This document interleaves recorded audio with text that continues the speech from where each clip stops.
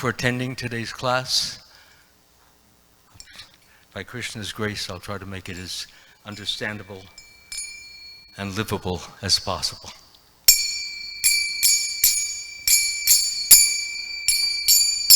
Jaya Radha Madhava Kunja Bihari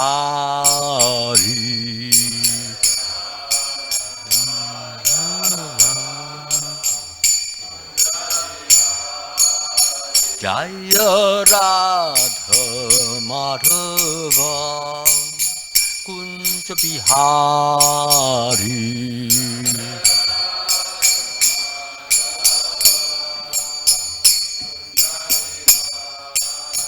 Jaya Radha Madhava Kunja Bihari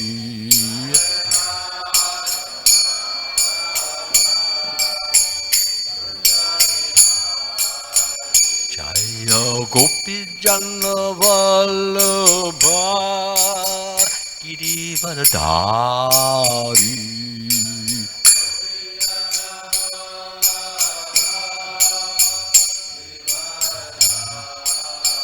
Jaya Gopi Jana Vallabha Girivardhari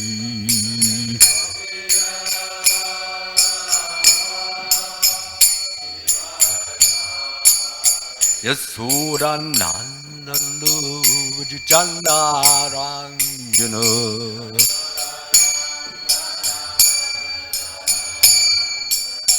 Yasura Nandana Vijana Ranjana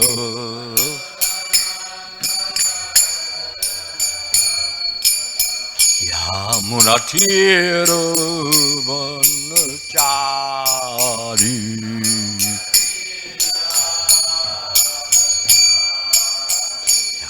Natira Vanachari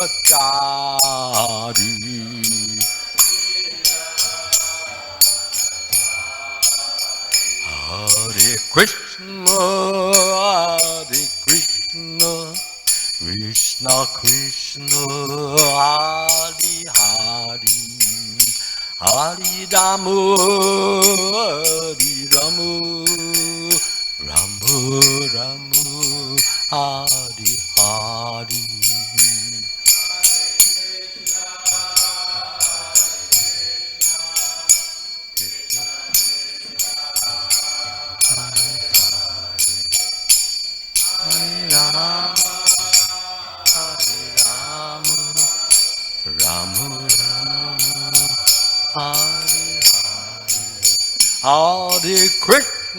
Hare Krishna Krishna Krishna Hare Hare Hare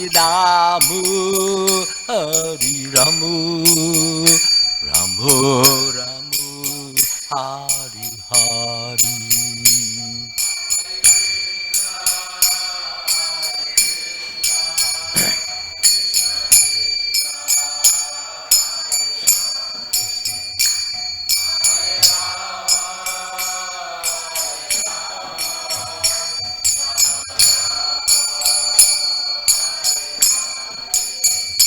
Jaya Prabhupada, Jaya Prabhupada, Jaya Prabhupada, Jaya Prabhupada.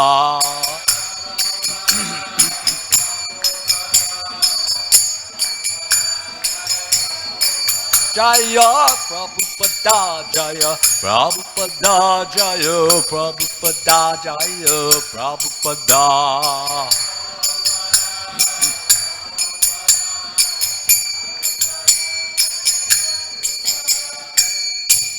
Jayam Vishnupad Paramahansa Parvajakacharya Asatvara Satri Srimad His Divine Grace A.C. Bhaktivedanta Swami Srila Prabhupada Ki Jai ISKCON Founder Acharya Srila Prabhupada Ki Jai Jayam Vishnupad Paramahansa Parvajakacharya Asatvara Satri Srimad His Divine Grace Srila Bhakti Siddhanta Saraswati Goswami Maharaj Ki Jai Anantakoti Vaishnava Vrindi Ki Jai Namacharya Srila Haridas Thakur Ki Jai Prem Se Kaho Sri Krishna Chaitanya Prabhu Nityananda Sri Advaita Gadadhara Srivasadi Go Bhakta Vrindaki Jai Sri Sri Radha Krishna Gopa Gopinath Shamkun Radha Kundi Giri Govardhana Jai Vrindavan Dham Ki Jai Mayapur Navadip Dham Ki Jai Jagannath Puri Dham Ki Jai Ganga Mai Ki Jai Yamuna Mai Ki Jai Tulsi Devi Ki Jai Bhakti Devi Ki Jai Srila Prabhupada Transcendental Book Distribution Ki Jai Harinama Sankirtan Ki Jai Prasadam Distribution Ki Jai All glories to the assembled devotees. All glories to the assembled devotees. All glories to the assembled devotees. And all glories to Sri Sri Guru and Gauranga Srila Prabhupada Ki Jai.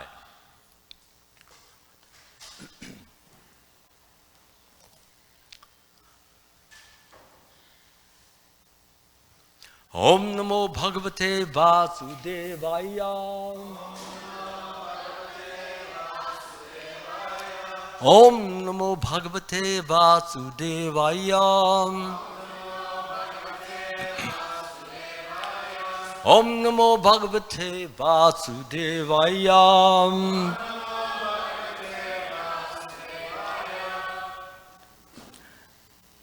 Sagamudastat salilasya gochare Panyasya tasyam adadat savasatam Abhishtuto vishvasraja prasunayar Apuryamano vidibhai pasyatore Sagamudastat salilasya gochare Vinyasya lasyam adadhat svatatvam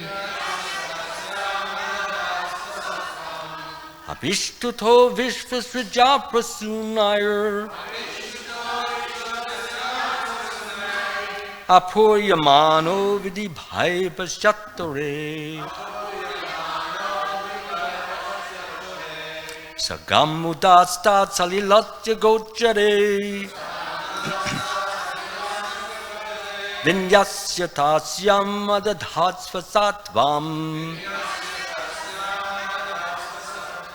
Abhishtuto vishvasraja prasanayar Apuryamano vividhai pasyatore.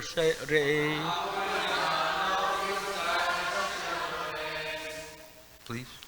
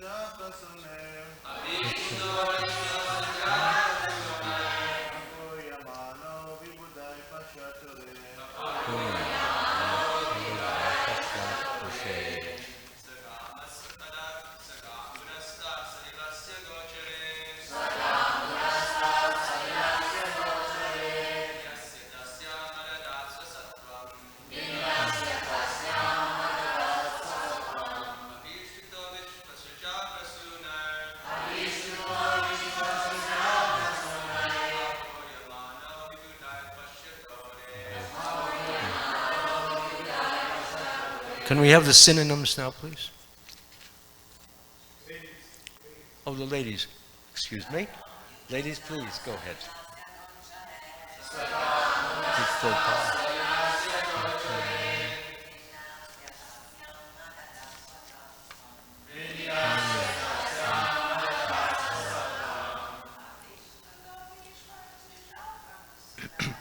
Vishtuto Vishwasvijapasanayo Puryamano Vividhaipakchitore Sakramadastasalayaksugochare Vinastitasyam Madhadastasadvam Abhishtuto Vishwasvijapasanayo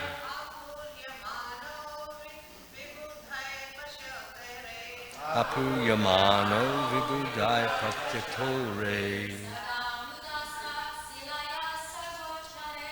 Sagamudastha Salilasya Gochare Vinasya Tasyam Adadatta Sattvam Abhishchito Vishwasvijapasanayo Apuyamano Vividhaipakchitore Sagamudastha Salilasya Gochare Vinasya Tasyam Adadatta Sattvam Vishwasvijapasanayo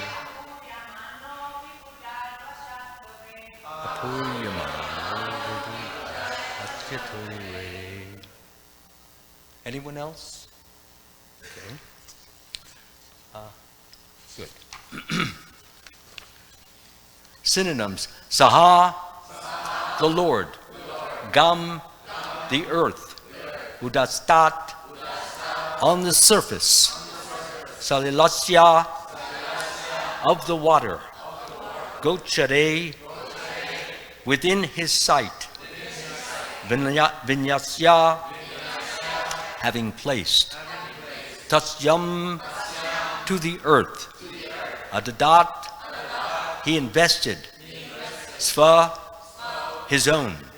Sattvam, existence. Abhishtutaha, praised.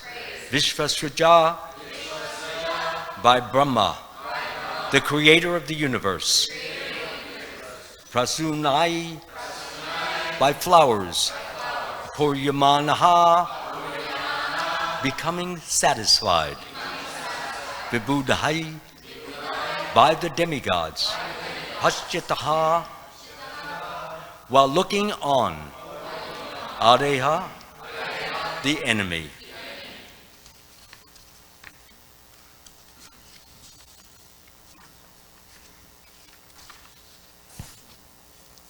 Okay.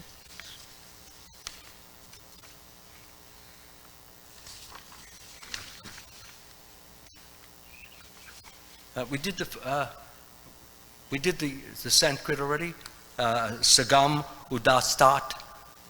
We did that. Okay, so I thought.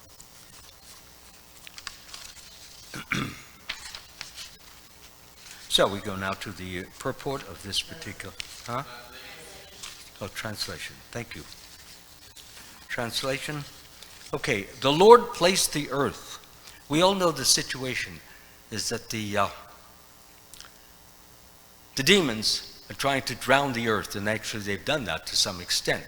The earth was on the bottom of the ocean, and the demigods prayed to the Lord to please rescue the earth and bring it back up again where it belongs.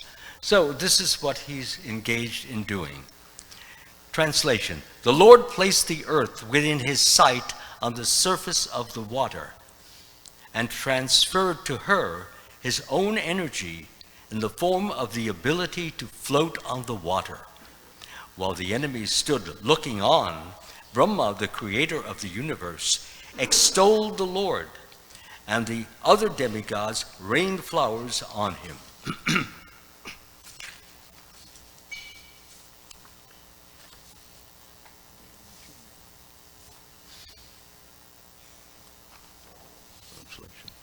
Okay. So now we go to the purport. Those who are demons cannot understand how the Supreme Personality of Godhead floated the earth on water. But to devotees of the Lord, this is not a very wonderful act. Not only the earth, but many, many millions of planets are floating in the air. And this floating power is endowed upon them by the Lord. There is no other possible explanation. The materialists can explain that the planets are floating by the law of gravitation. How could they be floating by the law of gravitation? Gravitation pulls everything down. It doesn't make any sense. Okay. But the law of gravitation works under the control or direction of the Supreme Lord. But gravitation is not at all involved. This is a different power. That is the version of Bhagavad Gita which confirms by the Lord's statement that behind the material laws or nature's laws and behind the growth, maintenance, production, and evolution of all the planetary systems, behind everything is the Lord's direction. The Lord's activities could be appreciated only by the demigods, headed by Brahma, and therefore when they saw the uncommon prowess of the Lord in keeping the earth on the surface of the water, they showered flowers on him in appreciation of his transcendental activity. Omagyanati madandasya gananjana shalakaya chakshu unmalitam yena tasmai shri Guruvai Namaha. I was born in the darkness of ignorance, and my spiritual master opened my eyes with the torchlight of knowledge. I offer my humble obeisances unto his lotus feet.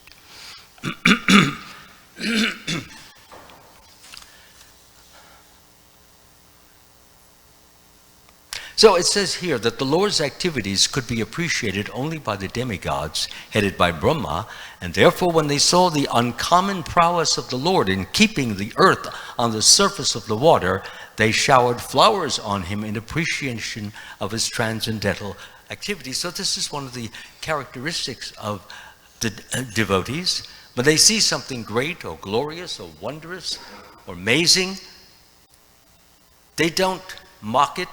They don't look down at it, they don't envy it, but rather they appreciate it, glorify it, adore it, and applaud it. So this is the nature of, of devotee. When he sees something very well done,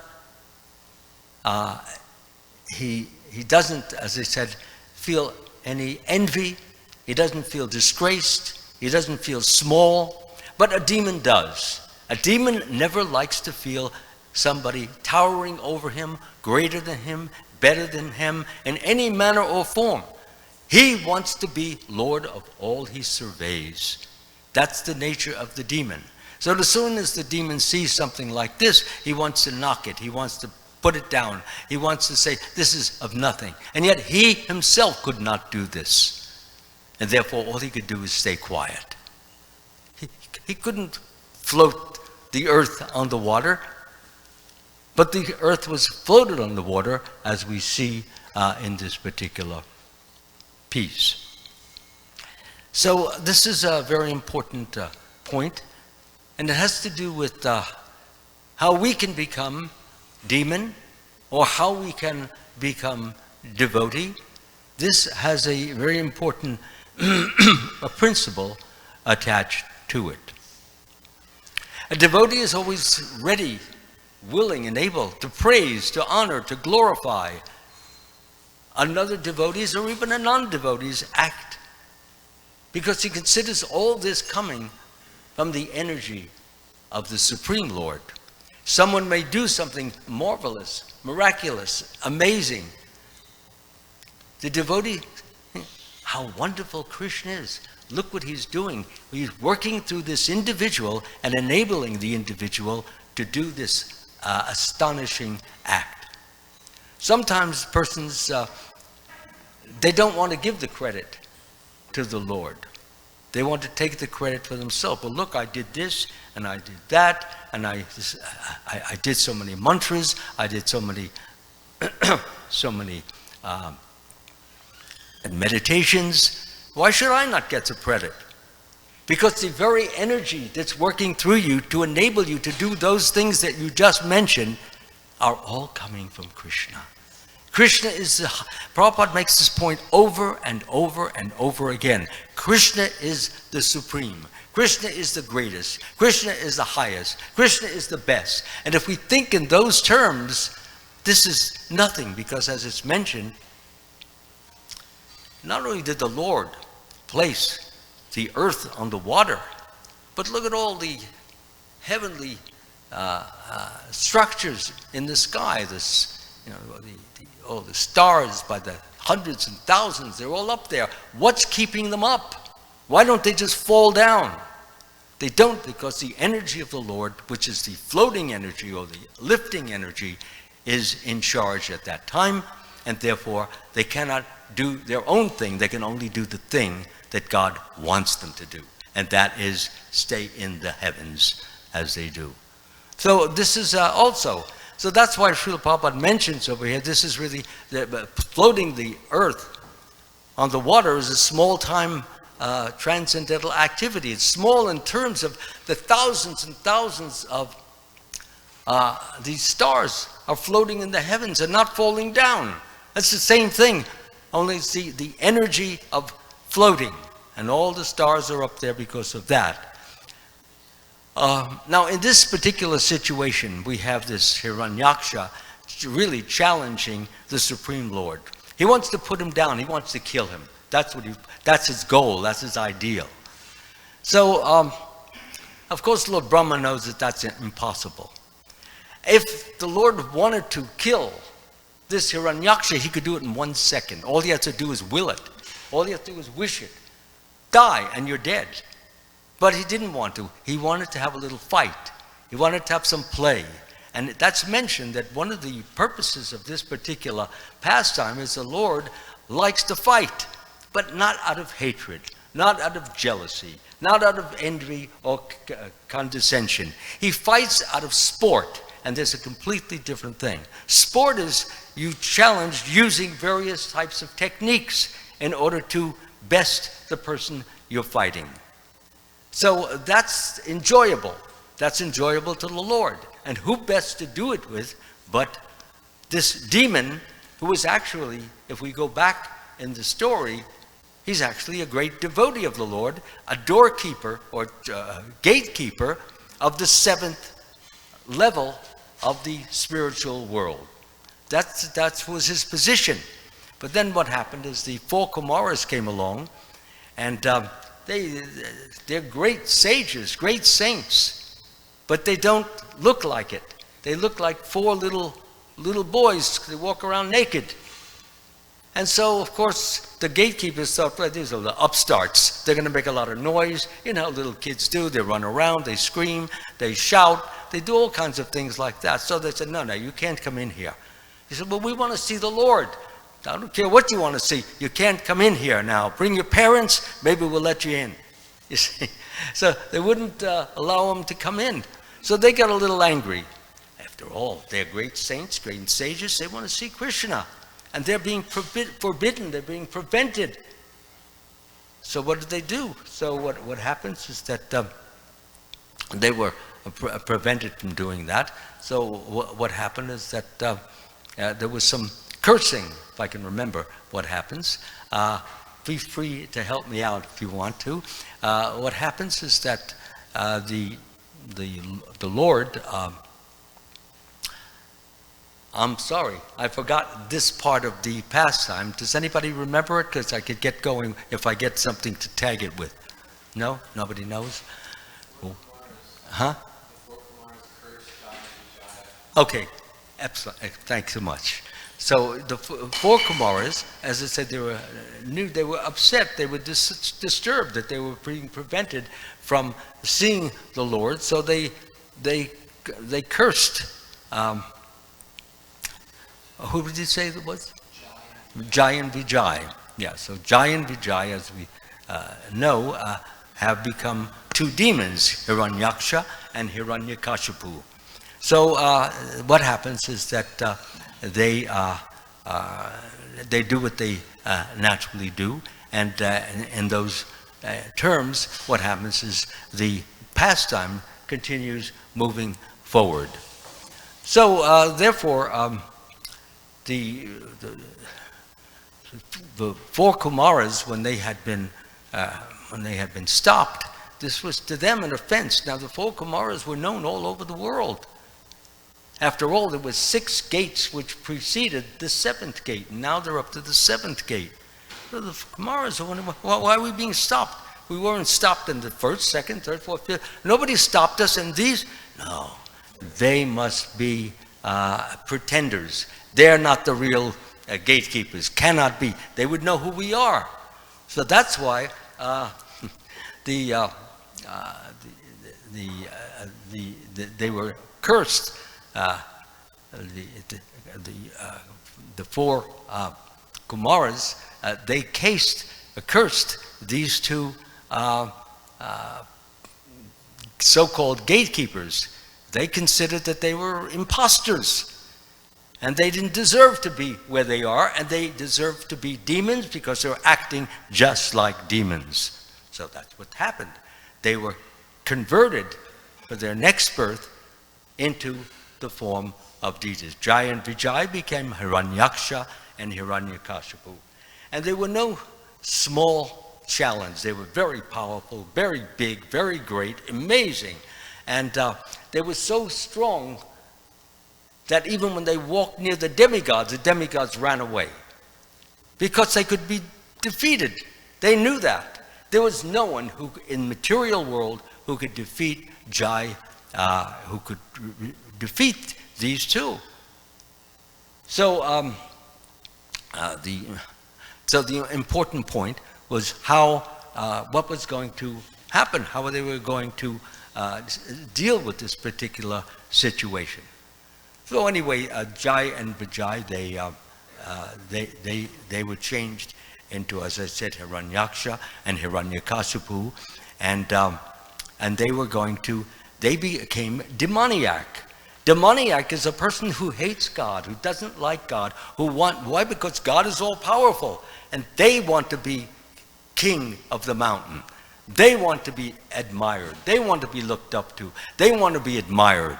And if they're not getting it, nobody gets it. And that was their position, that this Supreme Lord is not to be worried about. And what happens as the story moves on is that the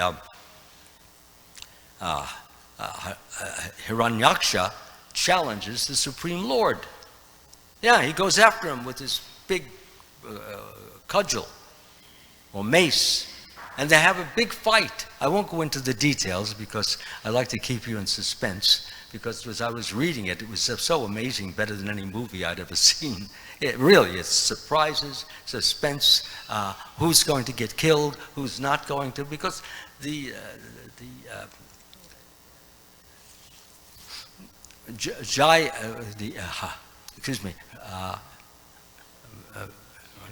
Hiranyaksha, he's very powerful, could not be defeated by anyone.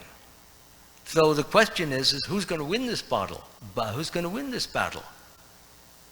So now Lord Brahma's there. Brahma knows the power. He knows the power of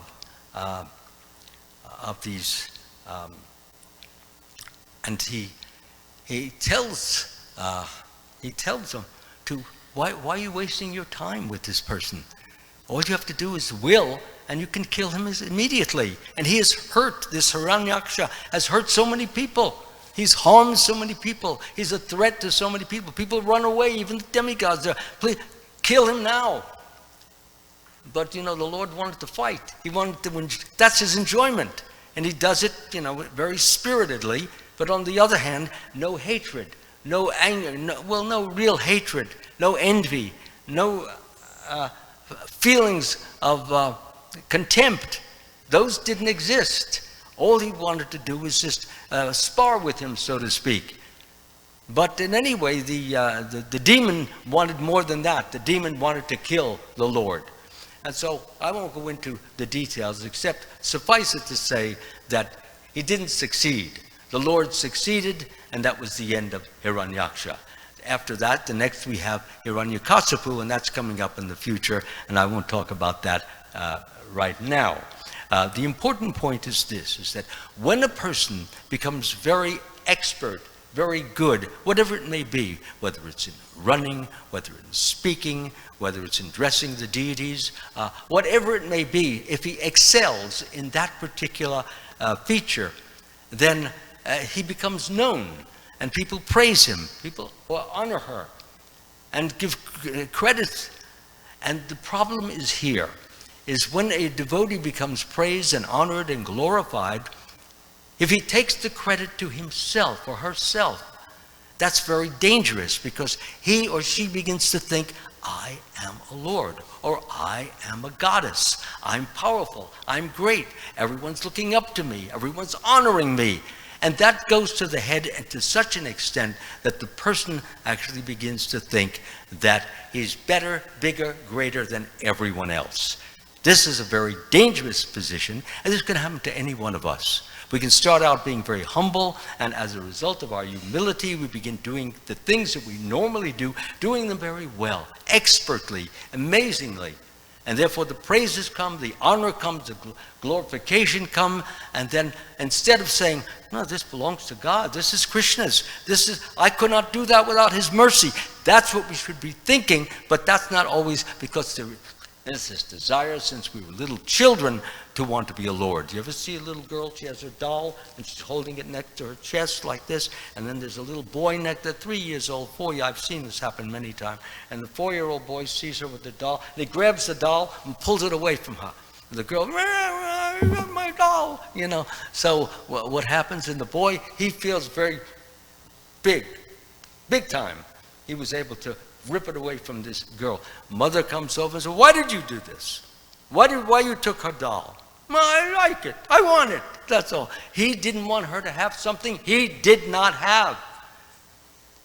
That's the nature of envy, and that's the nature of being, feeling that you are somehow lessened, reduced by virtue of someone having something that you don't have. This is why many people strive for millions and millions of dollars, because they only have thousands and thousands of dollars. And having thousands, that's not enough. They want to be top dog, top god. So they strive. Sometimes they get millions. Sometimes they lose millions. So many things happen. But it's all a big, terrible waste of time. Because in the ultimate analysis, all the wealth is created by this, as I just read, is created by the Supreme Lord. The wealth is created by the Lord. The heavens are created by the Lord. The language is created by the Lord. All these different arts come from God. And when we give credit to the Lord is pleased, and he, in fact, blesses us with his special mercy of love. And when you're blessed with the special mercy of love, you feel uplifted, you feel joyful, you feel happy, you feel like you can almost fly off the ground. That's God's mercy. And when you insult the Lord by taking his position, I remember I was in Florida one time, and I had mentioned that all these things that you do, that you accomplished, that you achieved to the audience, you could not do that unless God allowed you to do it, unless he enabled you to do it, unless he showed you from within how to do it, then you could do it. So one of the persons there, he said, I said, so don't take any credit. So the guy there, he looked at me, he said, well, can I take just a little bit of credit? He went like this, just a little bit. You want to steal from Krishna? Why do you want to do that? well, I just want some security. That's not security. Security is glorifying God, honoring God, praising God, looking up to God. That's security. Because then he gives you his blessings, he gives you his grace, he gives you his kindness, and it's something that no one, nowhere can ever give you. And when you have that, that's real security. You're fearless. You don't care what anyone says. You don't, if somebody says something bad against you, it doesn't bother you, because that's what having this supernatural protection means. And when Krishna is supernaturally protecting us, then we are properly and rightly situated. And when we give all credit for everything we do to Krishna, he's pleased that we are seeing things properly, and as a result, he gives us his mercy. He gives us that, and that mercy comes in the form of confidence, it comes in the form of inner strength, it comes in the form of love, it comes in the form of wanting to do more and more service, and as much service as we do for the Supreme Lord, we never feel it's enough, because we feel so much nicely taken care of by Krishna, so well taken care of. Therefore, we owe so much that we cannot even begin to count it. And thinking in those terms, no matter how much we may give, we always feel it's too little for the Supreme Lord, because he has given me so much. And what have I given? Nothing. So humiliating himself in that way, Sri Krishna is pleased and gives him more and more of his mercy in the form of strength, in the form of direction, in the form of guidance, in the form of help. So the devotee feels more and more confident, more and more strength, more and more love, and his connection, his relationship with Krishna goes tighter and tighter and tighter. So that actually, it's not like Krishna is somewhere. Krishna is in the heart, and he's becoming, the devotee becomes more and more aware of the Lord's mercy in his heart. And that flows from the heart right up to the top of the head, down to the feet, in the form of transcendental bliss. Bliss comes in various sizes, so to speak. There is very intense transcendental bliss. There is very mild transcendental bliss. As the devotee becomes more and more developed, as he becomes more and more loving of the Supreme Lord, as his love becomes purer and purer, and as the Lord is not only accepting but granting him so many different blessings, the devotee becomes able. The most important thing is that a devotee should always be thinking, whatever I am manifesting, whatever good, whatever greatness, whatever amazingness is coming out of me, it comes by virtue of God's grace. And if I didn't have that grace, I couldn't do it at all. When we have that conception and understanding, when we always have it and never lose it, always thinking, God is within me. God is enabling me to speak. God is enabling me to look, to use these eyes. God is enabling me to look at the deities. God is enabling me to speak in this microphone. I'm just giving an example. He's enabling us to do so much, but we have to remember, it's not by my past efforts or present efforts that I can do this. I can do this because Krishna is giving me his blessings.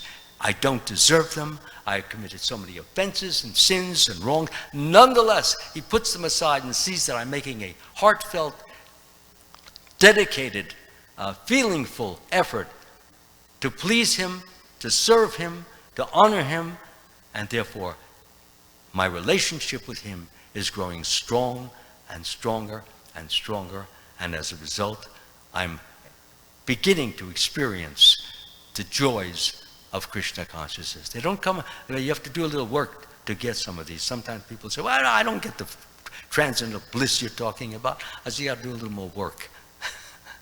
Work for it. And don't look for bliss. It comes automatically as a result of the Lord's being pleased by your wonderful service. So I'll stop right here. Thank you all very much. Are there any questions, or are there any anything questions, or if there are any comments? you have a comment? Please, go ahead. Do we have another microphone? He's coming. So this way the person's outside can hear it as well. Hare Krishna. Thank you, Maharaj, for class, for the enthusiasm that you communicated. Can you hear me well?